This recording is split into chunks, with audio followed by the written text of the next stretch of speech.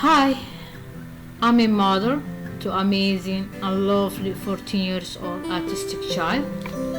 I'm here to share with you today a little bit about my son's journey before and after the diagnosis with the autism spectrum disorder. I share with you or talk about it or tell you 5 stage or process that I go through with my son through these years, starting from the day that I see the difference in my son until today where we are or where he is at. The first one is what is wrong with my son. When he was 18 months, I see a change. Before that, my son was fine. He was communicating. His eye contact was perfect. He was looking at me. He was saying, he was calling mom. He was calling dad. He was calling uncle.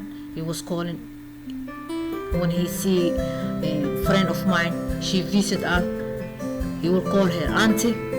So before 18 months, everything was normal. Everything was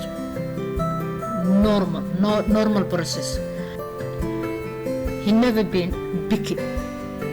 Everything I feed him, he will eat without complaint, without fight, nothing.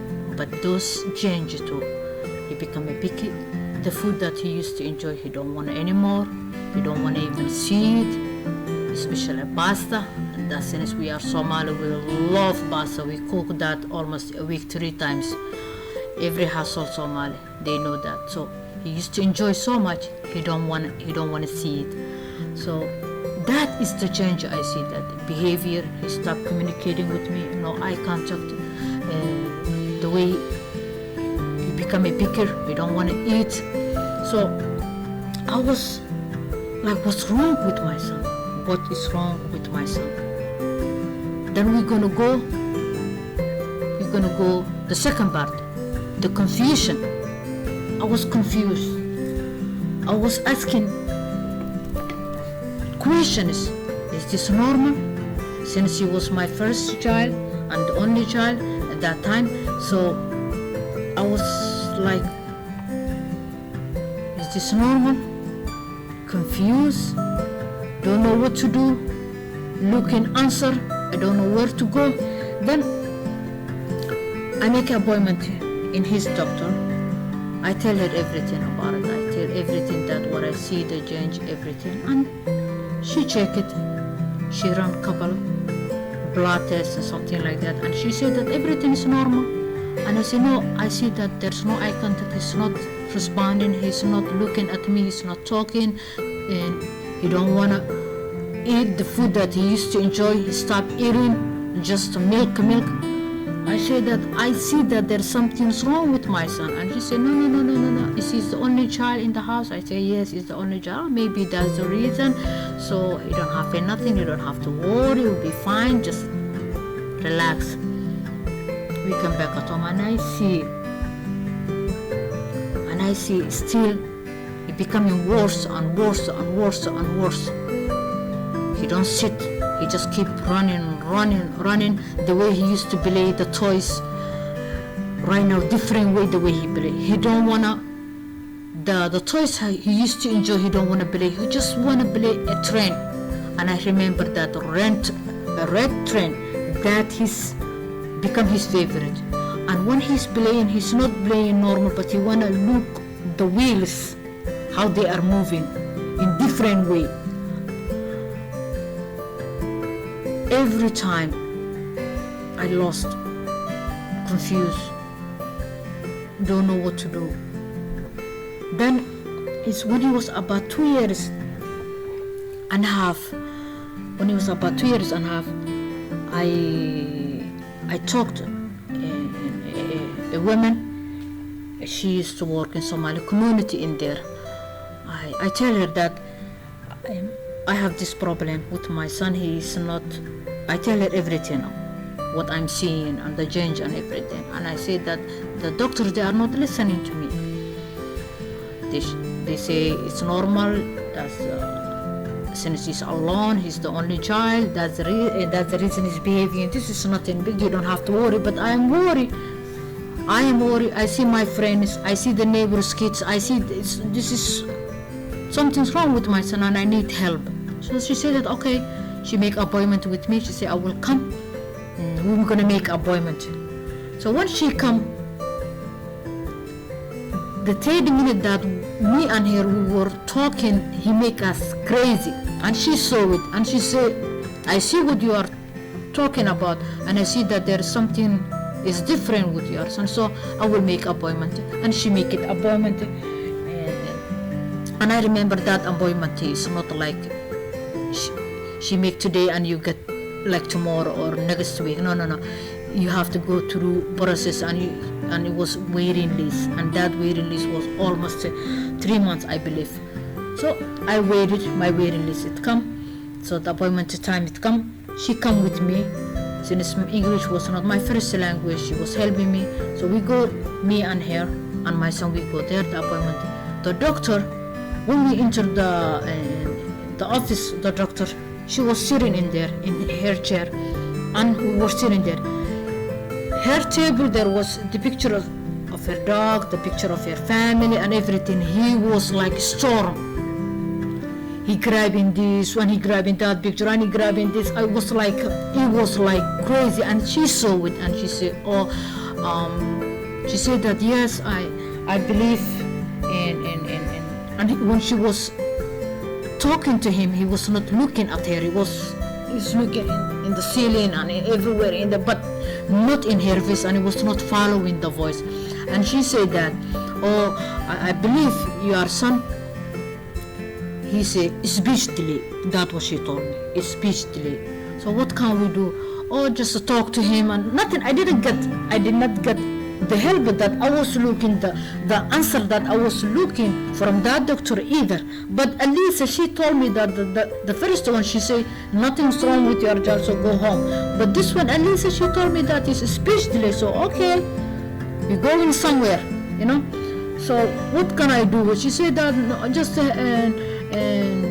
let him watch too much cartoons, write something for him.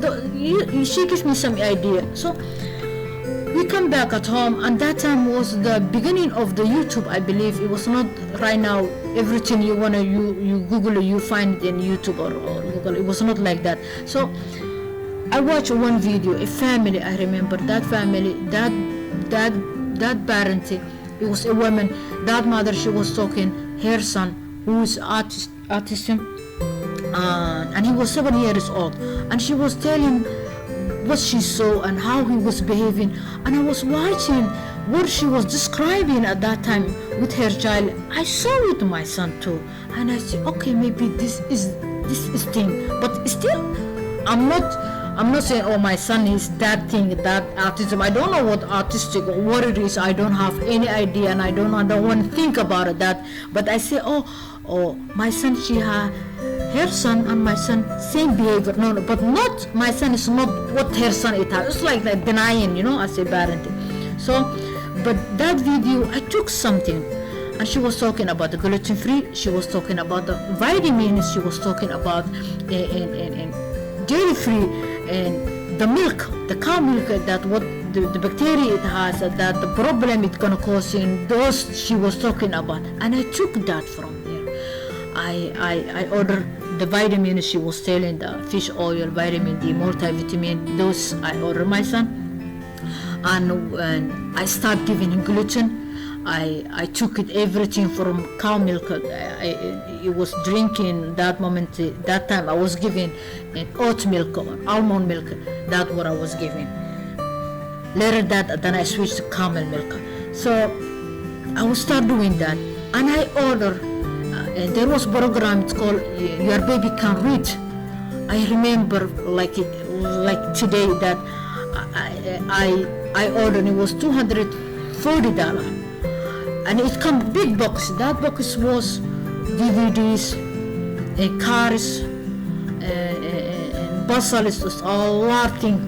was in that box. So it helped me a lot from that program.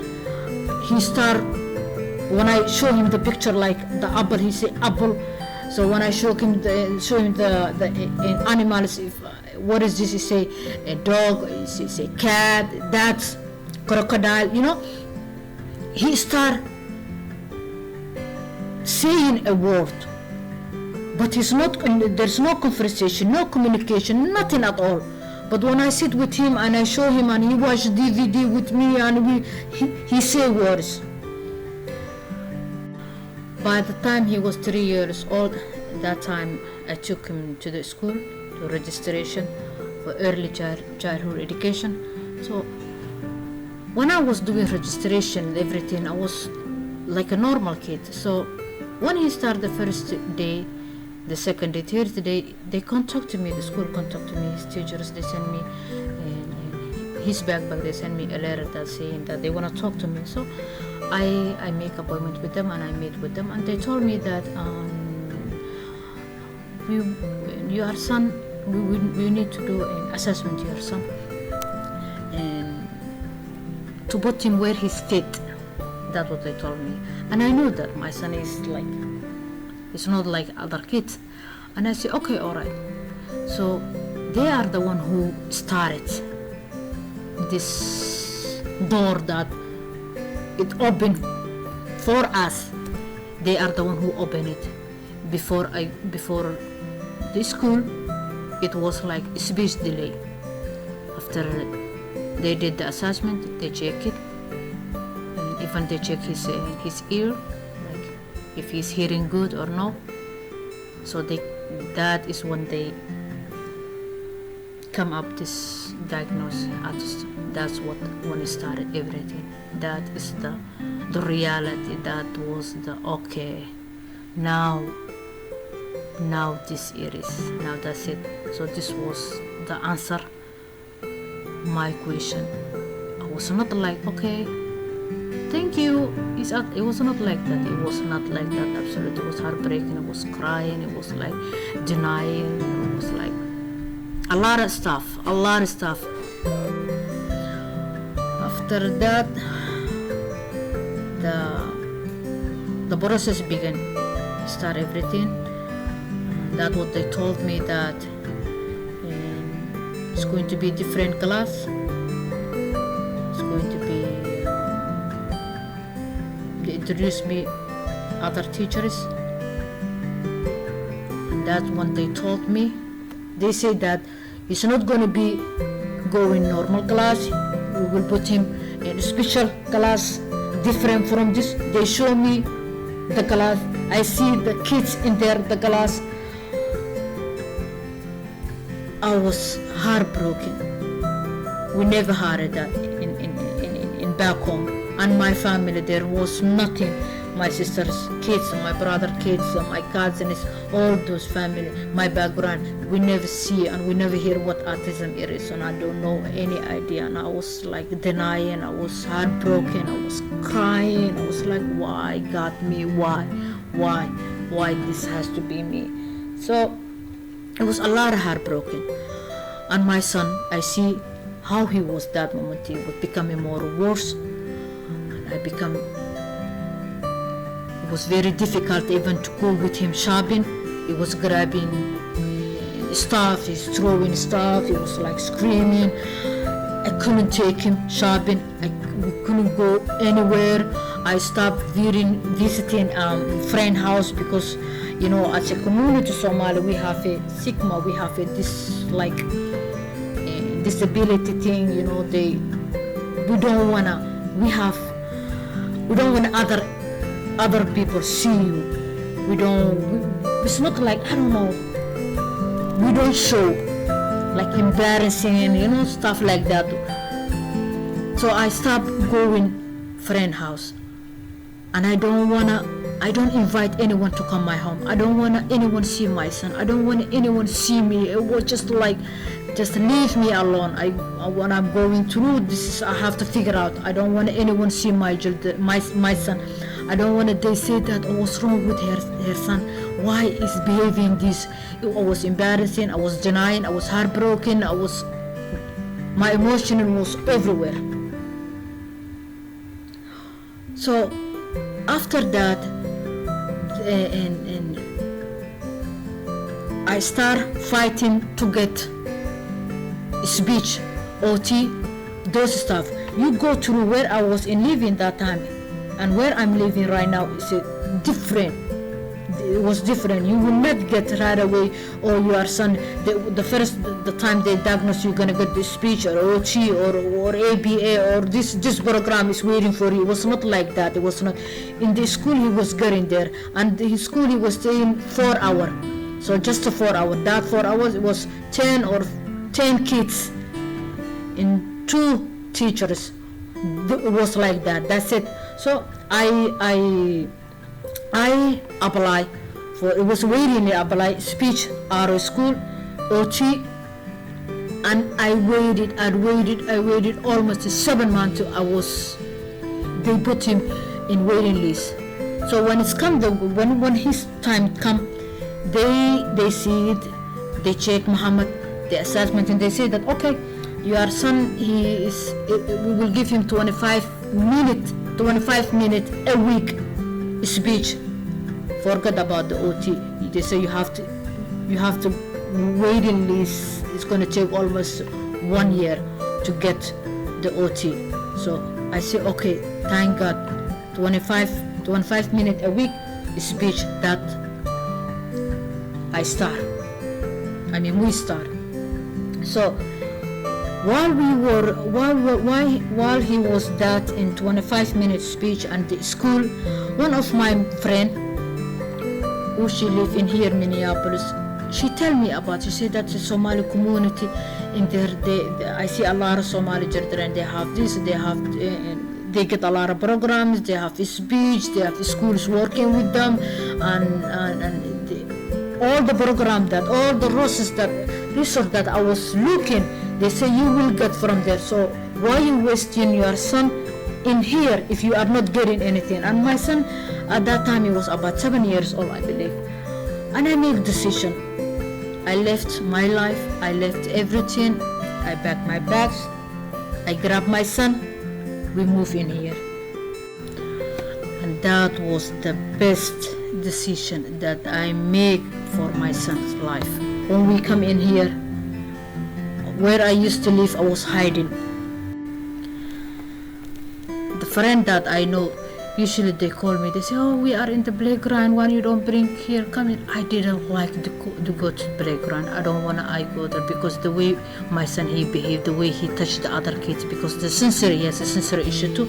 The sensory, he loved to touch, and he used the way he touching he don't know how to play with the kids, he's spitting the kids, it was not good, it was not.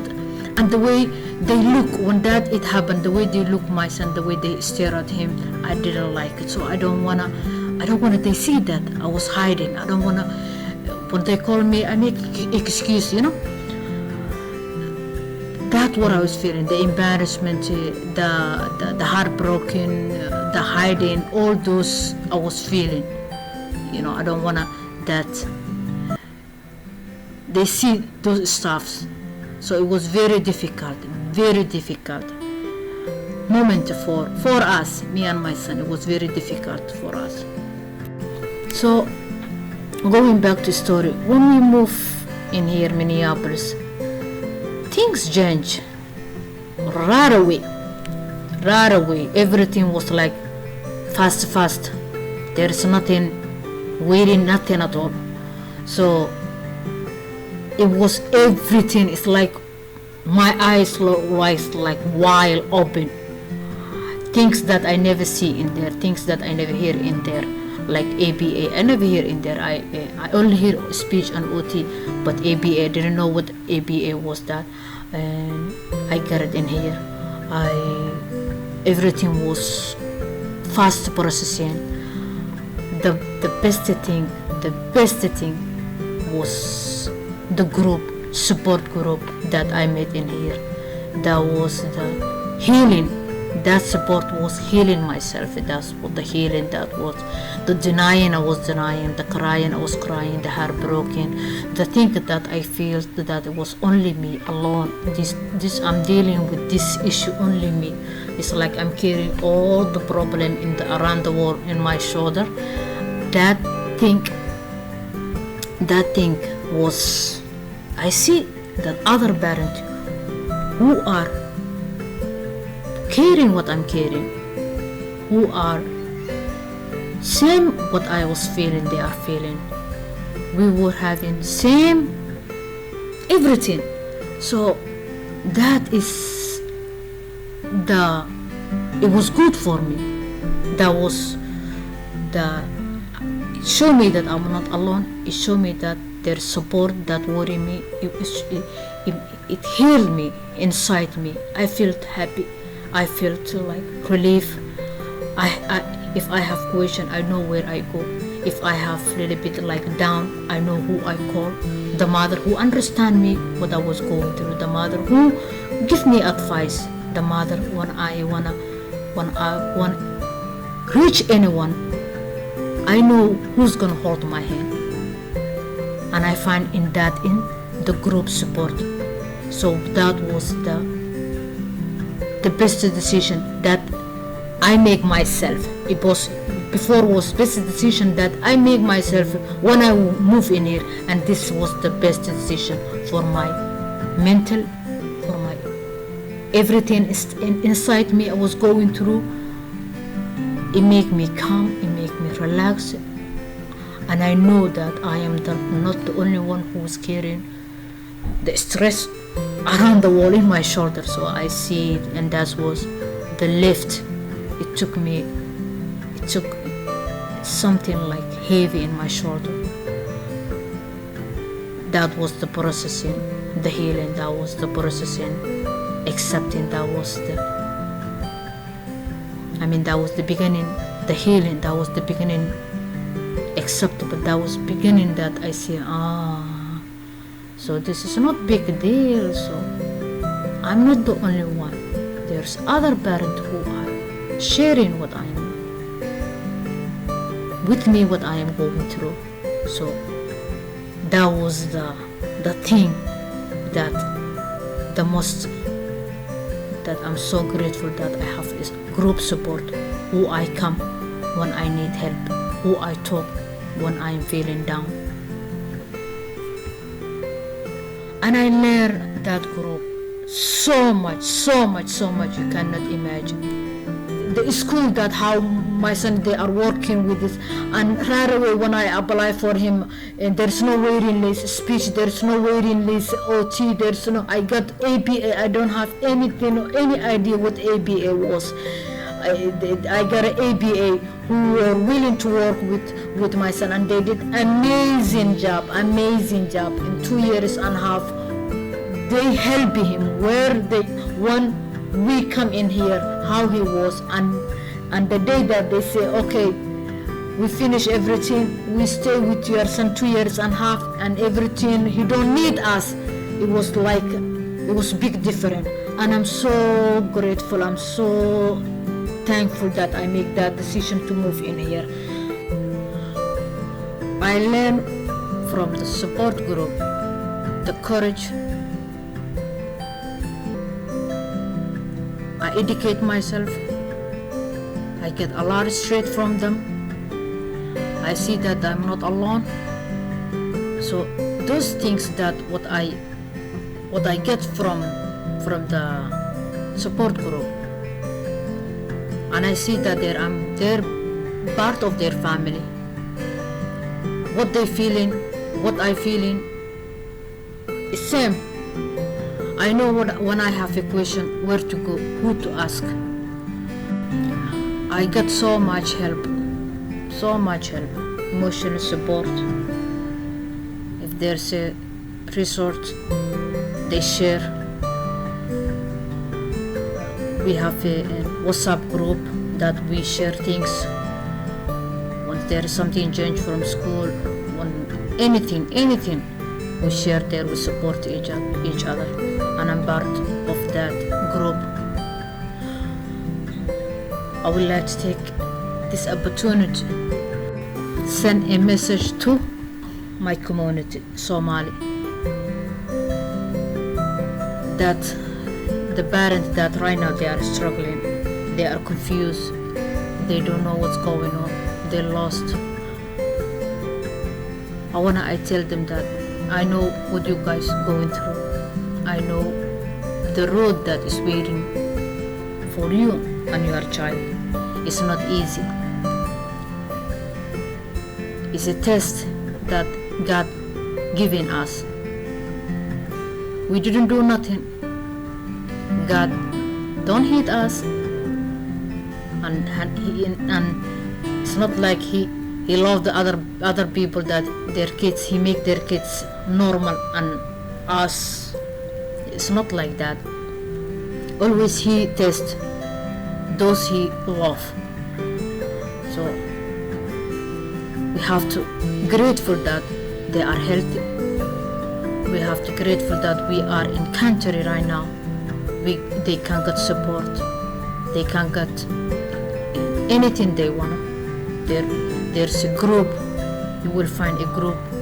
You have where to go when you have a question. We have to be grateful about that. And I want to tell you that it's not going to be easy road. I know, but hang there. Baby step. Every step that your child is taking, take he or she take with them. Find out the diagnosis fast. Don't wait. Don't waste your time. Autism, it's easy. It's easy to fix when they are young. The children, they can get help. If you catch it early, it will be better. Don't feel ashamed. Don't feel embarrassed. I know that. I know when you take your child and you go public area, playground, mall, I know they are different. I know the way they behave is different. I know some children, they don't like the voice, and they have to cover their ears and scream. They have their moments. I know people will look at you. Don't bother. They will whisper to each other. Don't bother. Don't pay attention for those stuff. Just give your strength, your mind, your soul, your child. Help your child. Go through all those stages that they are going through. Make sure they are safe. Love them. Hold them. Hug them. Kiss them. Tell them that you are perfect, you are fine, you are amazing, you don't have nothing. It's just a normal things. Something that we don't know what's going on in your body. Tell them that. You don't have to. Don't care about the other people what they say. Don't care about the neighbor what they say. Don't care about when you take your child in playground. Let them enjoy. If they are bothering, if you see that, if you are just like my son, he could not play with the other. He don't know how to engage the other kids. He don't know how to play with them. He just like pushing them, spitting on them. It was like that. If that the case it is, play with your child. Go a little bit far from the other kids. Playground is huge. Play with them. They love running. Run with them. Make them that they are loved.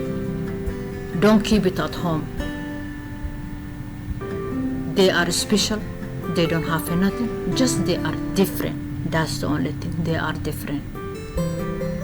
And I hope everyone who's listening my son's story today took something from this video. Thank you so much for listening. Thank you so much that you sit with me this 20-minute video that you listen. I'm so appreciative appreciate that and I'm grateful for that. And I'm so grateful God. I'm very grateful to God that who give me this amazing son, this lovely son, this beautiful son, that he is a sweetheart. I can't describe more than that. He's very sweetheart. He's amazing. He's lovely, and I'm so grateful that, very grateful, and I'm very blessed. And where we are right now, he's 8th grade. He's next year he's going high school. Times fly. He's grow up right now. There's a lot of big change in his life. Right now he sit, he enjoy movies, he enjoy cartoon, he love games. Sometimes we have our moments. Sometimes we have anxiety. When his anxiety kick, we see he don't sleep. We have those stuff, but I'm happy where we are. I'm happy where he is right now, and I hope in the future, inshallah, that he go university, he finish university, that he become a great man. And I hope all the children, all the parents that going through what I go through and what I'm going through right now, hang there, be strong, don't forget to pray, don't get tired to ask God whatever you want to ask, and please don't feel that you are alone. You are not alone. We all with you. We all standing next to you, holding hands, sending prayer to each other. Thank you so much for listening to me. Thank you.